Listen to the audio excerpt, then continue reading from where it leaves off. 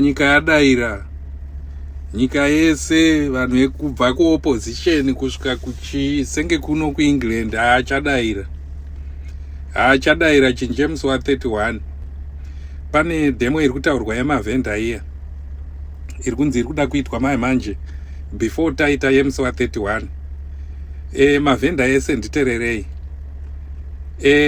Mukuru wenyu wemavhenda uya anonzi Steny Zvorwadza uya munhu waPresident Mnangagwa, anosapotana President Mnangagwa, so this means that pari kuda kuitwa demo yenyu vari kuda kusacrifice some of you kuitira kuti James wa 31 vanhu vatye kubuda. Saka budai nevamwe. James wa 31 ndo pari kubuda munhu wese. James wa 31 ndo pari kubuda madoctors. Ndoshaire urombe, ndo government yatinayo. Marombe havasi vanhu vekuti ungati kana kuti vangapuhwe status yekunzi ndiminister kana kuti ndipresident. Matsotsi imbavhaidzi. Ngatibvisei tsvina idzi, ngatibvisei ningirikini mbavhaidzi, tifambe takadaro. Kulian TV atibatike zvechopu. Makadiko maZimbabweans ndimhofu tatane mazuva katisingatauri. Tikungoda kutaura zvishoma shoma kuti tirambe takatsika takadzvanya kudaro. Nyika yadaira, nyika yese vanhu vekubva kuopposition kusvika senge kuno kuEngland haachadaira chiJames wa 31. Saka hatigare takagadzirira tibude, tofanira kubuda zvisati zvamboonekwa, tibvise mbavha idzi, tibvise mhondi idzi, tibvise madushura aya nemaningirikini nemagoritoto aya. Haminoti vakabva kupi vanhu ava. Saka imwe nyaya ndiri kuda kuti tibatisane ndeyekuti pane demo iri kutaurwa yemavhenda iya iri kunzi iri kuda kuitwa manje before taita James wa 31. Mavhenda ese nditererei. Mukuru wenyu wemavhenda uya anonzi Steny Zvorwadza uya munhu waPresident Mnangagwa, anosapotana President Mnangagwa, so this means that pari kuda kuitwa demo yenyu vari kuda kusacrifice some of you kuitira kuti James wa 31 vanhu vatye kubuda. Saka budai nevamwe. James wa 31 ndo pari kubuda munhu wese. James wa 31 ndo pari kubuda madoctors. James wa 31 ndo pari kubuda manurses. James wa 31 ndo pari kufanira kubuda mavendors. James wa 31 ndo pari kubuda vanhu veopposition. James wa 31 ndo pari kubuda vanhu vekuzanu PF. James wa 31 ndo pamuchaona vamwe vanhu vamusati maona. James wa 31 haisi political party. James wa 31 ndo Zimbabwe iri kuvakwa ichienda kumberi. Sezvandakambotaura kumasure, political party haivaki nyika. Politics dzedu dzaurayiwa nemapolitical parties kubva kuopposition kusvika kuruling party. Because once wangomenshena kuti Triple C kana kuti MDC, wangomenshena izvozvo chete kana kuti ZANU PF, patoo nedivision, usati watomboita anything. Saka we need to get rid of these political parties. Mukanyatsoanalyza, mutarisa kubva kumasure, tiri kuita problem yekuti tinosiya ma-intellectuals kuside, totorana vanhu vekumapolitical party asingagoni kana kunyora zita rake because haanondisupport. Tinosiya ma-engineers, totora vanhu vasingambozivi kuti kana kuti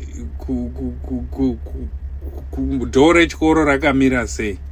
Handisi kuti vanhu vasina kuenda kuchikoro havazive, vanodiwa, hapana munhu asina basa.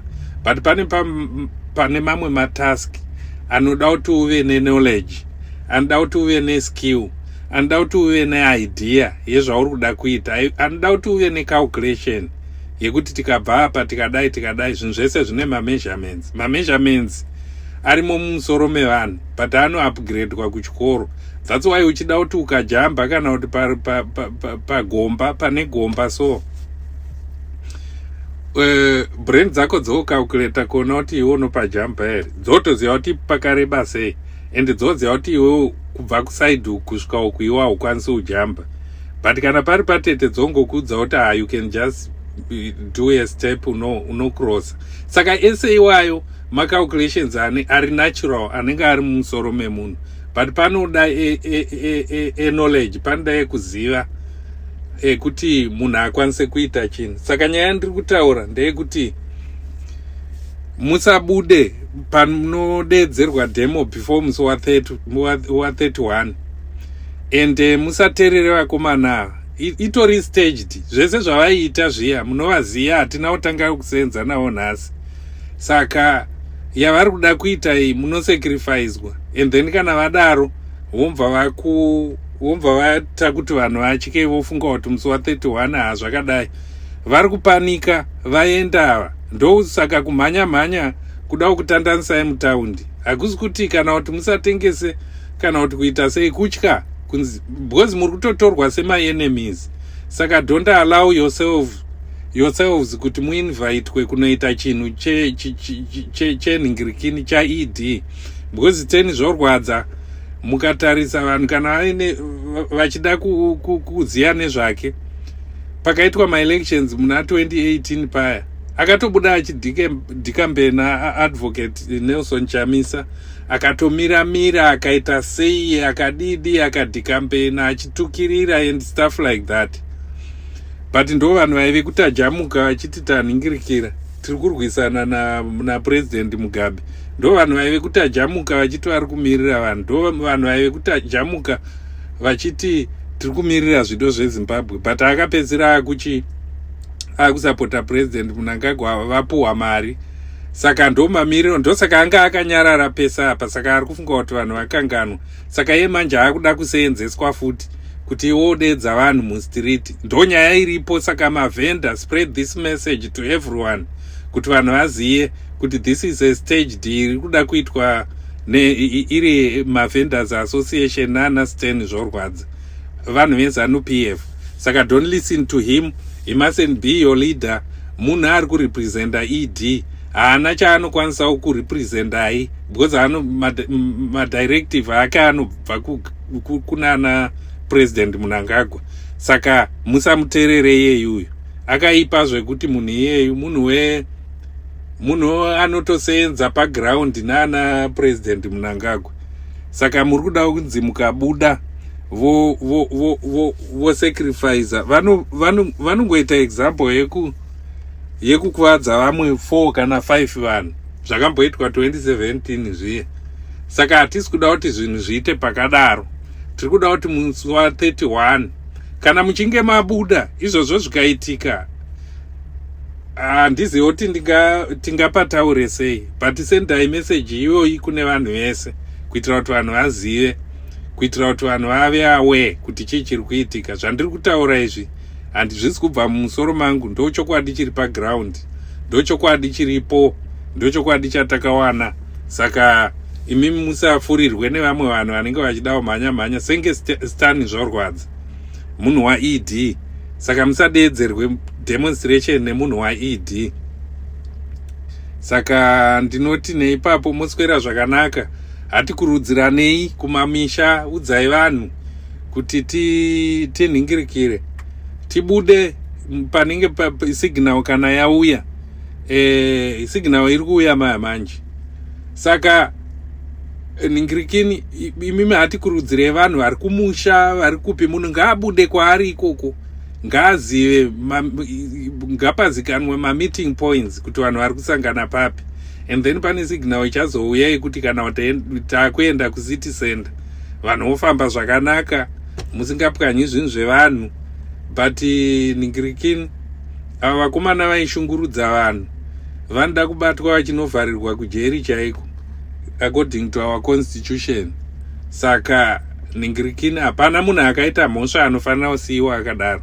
Saka tinofamba takadaro, moswera zvakanaka vana veZimbabwe. Tinokutendai nerutsigiro, haachadaira chadaira pasi patinhira ningirikini maeffects acho akunzikwa nyangwe kusadhaki kuti tension yacho yakatoipa. Haikonai kuramba muchitorerwa zvinhu netuvanhu twakadhakwa nemutoriro tunosvotorera vanhu vari kutengesa zvinhu zvavo, tukomva twanodya kana chiri chikafu twanodya kumba, kana dziri hembe twanopfeka. Rambai nezvinhu zvenyu. You need to resist that. Tanzwa nekutorerwa zvinhu, tanzwa nekubirwa nevanhu. Vanoti zvinhu zvataodha zvatasakurira nemaoko edu, kana tari madonje kana tari machibage vari kutora zvese vachiita zvavo. Kana tati chatitengesei madomasi atinenge tahodha netumashereni twatinenge taita maricho, vari kutora vachipwanya. Saka let's resist them. Itiko tuvanhu twekanzuru twuya haikonai kusiya any one of us kana any one of you guys achibatwa rafu. Pindirai mese moti no, ngazvipere. Behavior yekuabhusa vanhu ngaisvike pamagumo. Iri kupera musi wa31, kwete zviri kudeedzerwa naana Stan zvorwadza izvi. Saka ndinokutendai, hatirambe takabatana tichitsigirana tichiita sei. Munhu wese hama yako ende hapana munhu asina basa. Iro benzi rinotori nebasa. Saka ngatirambe takadaro tichiramba tichirova bhora tichizivisana tichiita sei. Eni maupdates anouya munenge muchingobatisanawo vamwe vasina mafoni, muchitaurira vabereki, vazukuru, ana sekuru vari kumusha kuti nyika yedu yanzwa nekubirwa. Tiri kubirwa zvinhu zvese zviri kuinda kunze. Sezvandakambotaura, mbavha inobikirwa doro musha muya ine shai rekuba ndeinoba kunze ichiindisa mumba ichiuyisa pamba. Moita kabhara, moita gejo, moita hara yekurimisa, moita ngoro, moita mombe, moita mbudzi, moita hwai dziri kuuya pamusha. Zvino kana maita mbavha iri kutora zviri pamusha ichinopa vamwe, munoita sei? Handoshaire urombe. Ndo government yatinayo. Marombe havasi vanhu vekuti ungati kana kuti vangapuhwe status yekunzi ndiminister kana kuti president. Matsotsi imbavha idzi. Kutokundwa nemafia iri macha organized. Magangs munomu, they are much organized. Handiwaona pane government yedu iyi. Saka ngatibvisei tsvina idzi, ngatibvisei ningirikini mbavha idzi. Tifambe takadaro, tibatane sevana veZimbabwe. Kumberi kwatakuenda hakusi kwekuti pamberi nanhingi, pamberi nepati yangu ningi. Zvakatoramba muZimbabwe, zvakaramba kusenza. Ende mukazvitarisa worldwide, mapolitical parties haasi kuvaka nyika, ari kukonzera madivision. Ndosaka South Africa yakabatana neningirikini yese kuti vafambe pamwe chete. Ndozvatingadai tichiita muZimbabwe, but tine umbimbi ndoga usingabvumi. Tine vanhu vairi kana vatatu vanoti ini chete, anenge aramba hati dambure musoro, ane aramba hati repei mai vake, ane aramba hati pwanyire mbuya vake. Zvinhu vari kuchengeta nherera dzakasiyiwa. Zvakambotaurwa naprofeti Emmanuel Makandiwa zviye. Saka handingarambi nchidzokorora izvozvo. Saka hatifambei takabatana, zvinhu zviende kumberi. Musi we31 ngatiitei kuti nyika yedu idzokere pautongi hwevanhu. Ndinokutendai. Munoswera zvakanaka.